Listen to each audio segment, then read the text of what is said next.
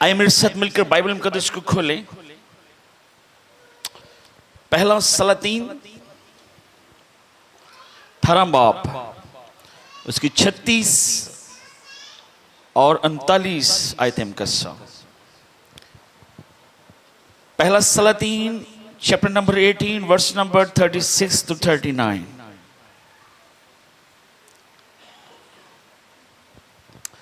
ये वो वक्त है कि जब एलिया नबी का टाइम है।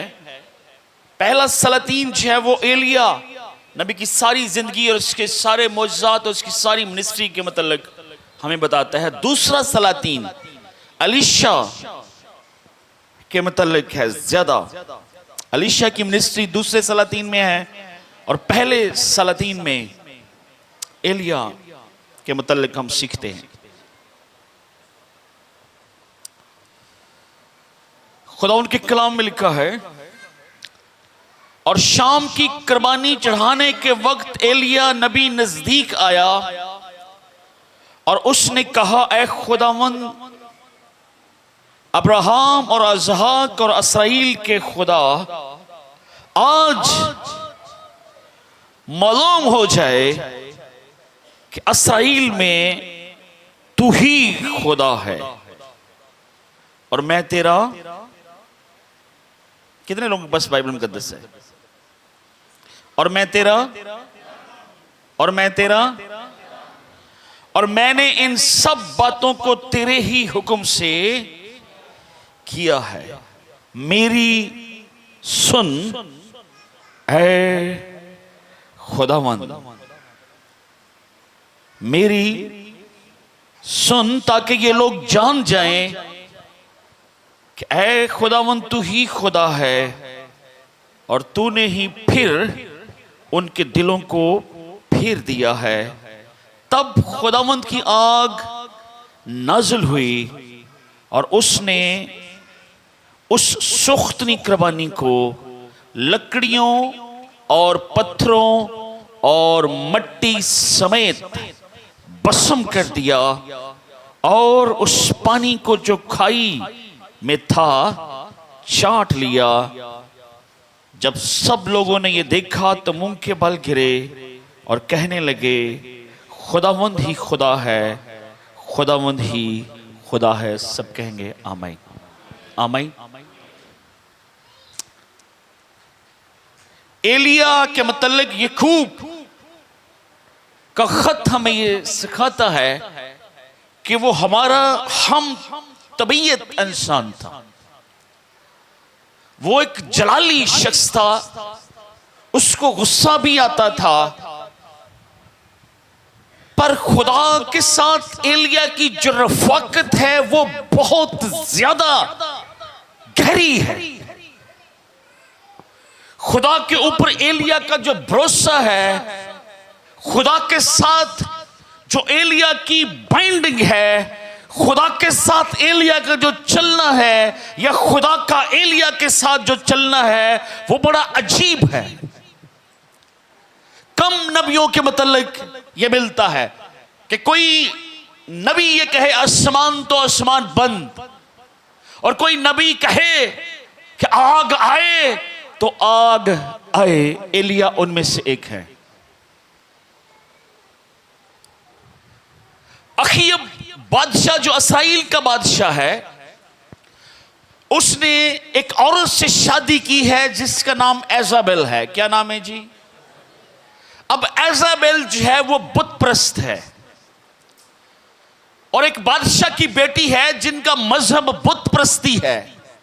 और जब अखीब जो इसराइल का बादशाह है उसने एजाबेल जो बुत प्रस्त है उससे जब शादी की और उसको वो शादी करके अपने मुल्क में लेकर आता है, तो एजाबेल ने जो पहला काम किया है उसने एक बुत खाना बनवाया।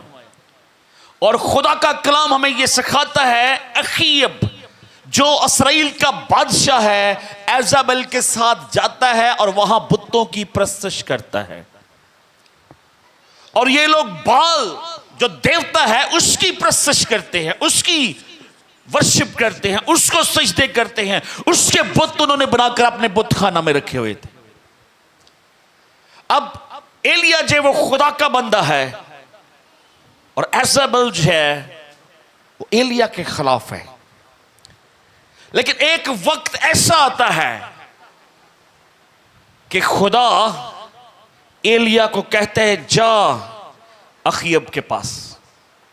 अब वक्त आ गया है कि बुतप्रस्त लोग एजेबेल और उसके पुजारी और उनके जो झूठे नबी हैं उनको यह पता चले कि इस्राएल में एक ही खुदा है जो आसमान से आग बरसा सकता है। आमीन आमीन। जो हमारा आज का टॉपिक है वो ये है कि मज़बा पर आग जलती रहनी चाहिए। आमीन। मज़बा पर आग। आपने ये याद रखना है, आज का मज़बा आप हैं, आपकी बॉडी है, आपका जिस्म है। आमीन आमीन। एक पहाड़ी का नाम बाइबल मुकद्दस में लिखा है किरमल की पहाड़ी, और वहां पर यह टाकरा, यह मुकाबला होने जा रहा है। और जब यह मुकाबला शुरू हुआ तो एलिया ने बाल के नबियों को, पुजारियों को कहा कि 2 बैल लेकर आओ और एक तुम लोग चुन लो, अपनी मर्जी से एक बैल चुन लो जो तुम्हें पसंद आए, और उसको ज़िबा करके लकड़ियों पर रखो और बाल की मिन्नत करो, उसकी प्रशंसा करो कि वो आसमान से आग भेजे और तुम्हारी कुर्बानी जो है वो जल जाए। अब सब जानते हैं ये मशहूर वाक्य है। बाल के पुजारी एजेबेल के नबी जो है वो जोर लगाते रहे, जोर लगाते रहे, और मर्द खुदा जिसका तवक्कुल खुदा पर है वो उनको चढ़ाता रहा, और जोर लगाओ और जोर लगाओ, शायद तुम्हारा नबी कहीं सो रहा है, शायद तुम्हारा खुदा कहीं सो रहा है, शायद खुदा तुम्हारा सुन नहीं रहा, शायद बाल कहीं चला गया है, जोर लगाओ। यहां तक कि उन्होंने अपने आप को जख्मी कर लिया पर आसमान से आग नहीं आई। खुदा के कलाम में लिखा है। फिर एलिया ने कहा ओके ठीक है, मेरे वाला बाल लेकर आओ, बैल, उसको काटो, उसको ज़िबा करो। और खुदा के कलाम में लिखा है कि एलिया ने 12 पत्थर लिए। कितने पत्थर जी? 12 पत्थर, यानी याकूब के बेटों के हिसाब से, उनके घरानों के हिसाब से 12 पत्थर लिए और उनको चुन दिया और उसके ऊपर लकड़ियां रखी और उसके ऊपर जो बैल ज़िबा किया गया था वो रखा, और 3 दफा उसने उन लकड़ियों को पानी से भिगोया। उन पत्थरों के इर्द गिर्द एक खुदाई की गई और इतना पानी डाला गया 3 दफा कि वो जो खोदा हुआ था इर्द गिर्द वो पानी से भर गया। कहते होल देखते हैं, अब देखते हैं क्या होता है। लकड़ियां गीली हैं, इर्द गिर्द भी पानी है, और यहां पर एलिया दुआ करता है, और ये दुआ वो रूह में कर रहा है। और दुआ उसकी क्या है? खुदा उनके कलाम में लिखा है, वो कहता है ऐ खुदावंद अब्राहम और इसहाक और इस्राएल के खुदा, आज मालूम हो जाए कि इस्राएल में तू ही खुदा है और मैं तेरा बंदा हूं, और मैंने इन सब बातों को तेरे ही हुक्म से किया है। मेरी सुन ऐ खुदावंद, मेरी सुन, ताकि ये लोग जान जाएं कि ऐ खुदावंद तू ही खुदा है और तूने फिर इनके दिलों को फेर दिया है। तब आसमान से खुदा के कलाम में लिखा है कि आग नाज़िल हुई, और ना सिर्फ उस कुर्बानी को बल्कि उन पत्थरों को, बल्कि उस पानी को भी उसने चाट लिया, और बाल के पुजारी और एजेबेल के सारे नबी जो थे वो मुंह के बल गिरे। आमीन आमीन।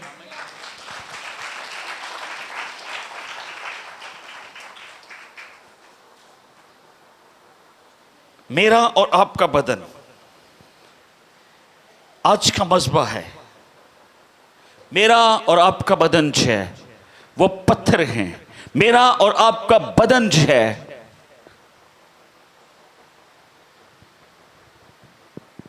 वो प्लेटफॉर्म है जहां पर आज भी खुदा के रूह की आग जो है वो नाज़िल हो रही है, बशर्ते कि कोई प्यासा हो, बशर्ते कि कोई प्यास रखता हो। आज भी वही खुदा जमीन पर काम कर रहा है, बशर्ते कि कोई एलिया की तरह दुआ करने वाला हो, बशर्ते कि कोई मर्द खुदा एलिया की तरह घुटने टेकने वाला हो, बशर्ते कि कोई प्यासा हो। मुकाशों की किताब में लिखा है, यीशु मसीह ने कहा जो प्यासा है वो आब हयात से मुफ्त ले। जो प्यासा है मुझसे पिए, जिसको तड़प है, जिसको प्यास है, वो मुझसे पिए, तब ताकि रूह की आग जो है वो आपके बदनों को छुएगी। और जो रूह की आग है, पाक रूह की जो जब आग नाज़िल होती है तो वो हमारी रूह को,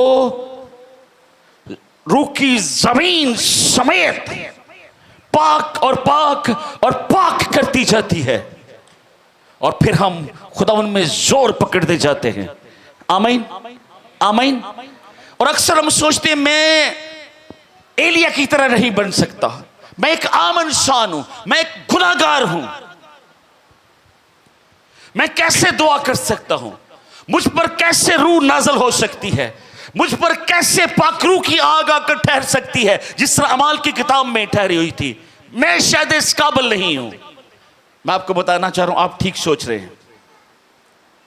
अब इसमें सीक्रेट क्या है?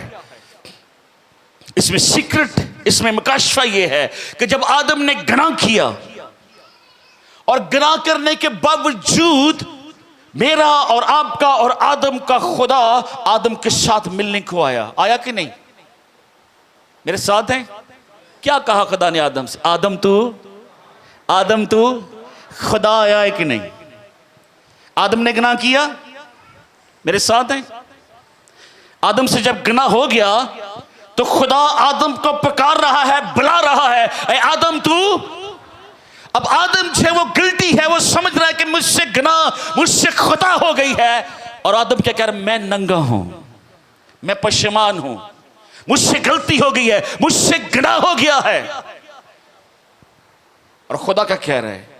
ये गुनाह आप अपनी मर्जी से साफ नहीं कर सकते हो, ये गुनाह सिर्फ खुदा की हुजूरी में ही साफ हो सकता है। मैं मौजूद हूं, मैं ज़ाहिर हूं, मैं यहां हूं, मैं ही साफ कर सकता हूं। कम लोगों को मेरी बात समझ आई? गुनाह कहां साफ होगा? कहां साफ होगा जी? कहां साफ होगा? खुदा के बगैर कोई गुनाह साफ कर सकता है? आदम छुप रहा था, आदम पत्तों से अपने आप को छुपा रहा था, आदम अपना नंगापन छुपा रहा था, आदम को शर्मिंदगी हो रही थी, पर खुदा मौजूद है और खुदा कह रहा है मैं तेरा गुनाह साफ करने को मौजूद हूं। आमीन आमीन। आज भी जब पाकरू की मदद से, जब पाकरू का नुज़ूल होता है, जब पाकरू को आप रिसीव कर लेते हैं, जब पाकरू की आग को आप अपने बदन के ऊपर मांग लेते हैं, तो आपकी बदियों कमजोरियों को जोर में बदलने की ताकत रखता है। आमीन आमीन। बस शर्त यह है कि हम वो मज़बा बने, पर शर्त यह है कि हम अपने दिल को खोलें, पर शर्त यह है कि हम दुआ जो है अकल से नहीं, मुंह से नहीं, रूह से करें, और ऐसी दुआ करें जिसको आप प्रेयर ऑफ फायर कहते हैं।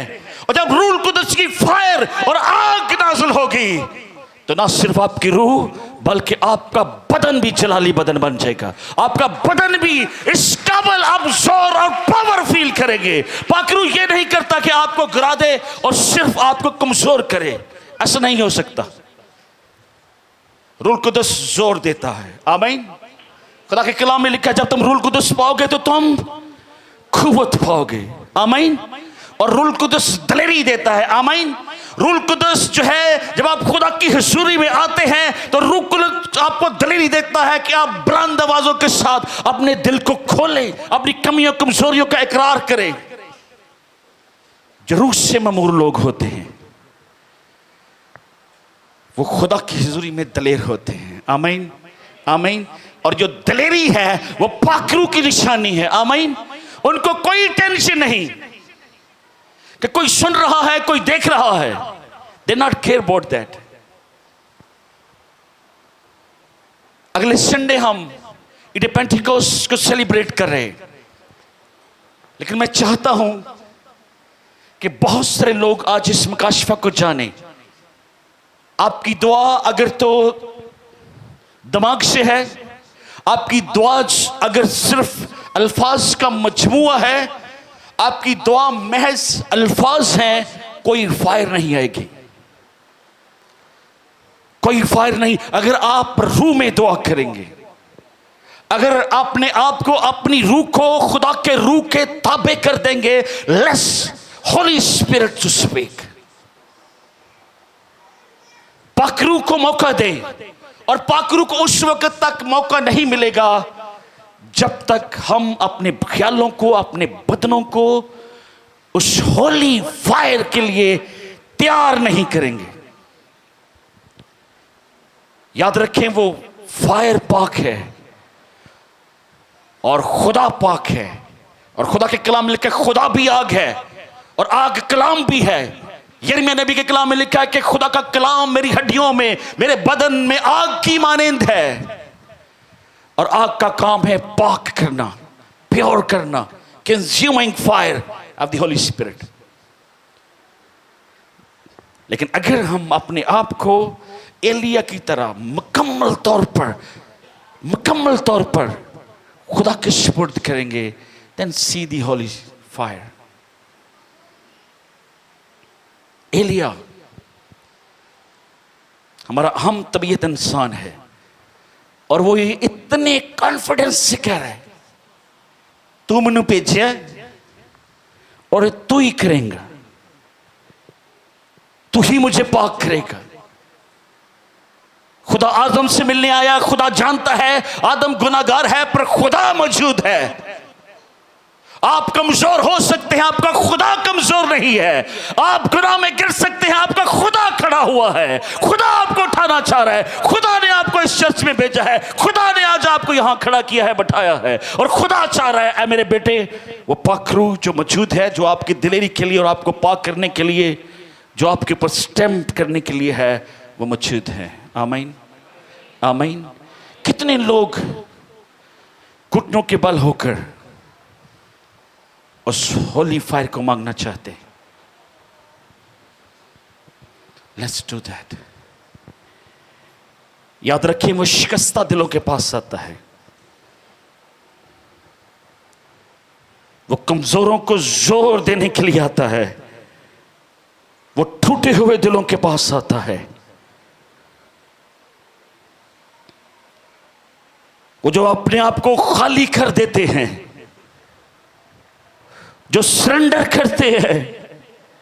एलिया की दुआ महज एक पर्ची नहीं थी कि छोटी सी दुआ उसने की और उसने एक बॉक्स में डाल दी। वो कंटिन्यू दुआ करता रहा जब तक आसमान से आग नाज़िल नहीं हो गई।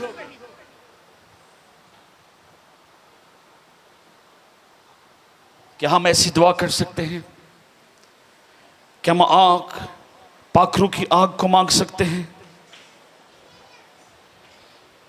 आज जितने लोग घुटनों के बल हो सकते हैं वो हो जाए। And let's pray. आई रूल कुदस की आग को थोड़ी देर के लिए मांगेंगे और रूह को मौका देंगे कि वो आपके साथ हम कलाम हो। आए आज जोर जोर लेने का वक्त है। आज प्योरीफाई होने का वक्त है। आज डूबने का वक्त है। आज खो जाने का वक्त है। आज बहाल होने का वक्त है। आज निडर होने का वक्त है। आज दलेर होने का वक्त है। आज आजाद होने का वक्त है। आए अपने बाजुओं को उठाएं, आंखें बंद करें और घुटनों के बल हो जाएं थोड़ी देर के लिए। Thank you Jesus, thank you Jesus. आप बुलंद आवाजों के साथ दुआ कर सकते हैं। Thank you Lord, hallelujah. सरफराज, थैंक यू लॉर्ड, हालेलुया। राबाला जरा का बाशिंदर रेबे बे बे बे बे जरा ला का बासीर। Thank you Jesus, hallelujah. Thank you Jesus, hallelujah.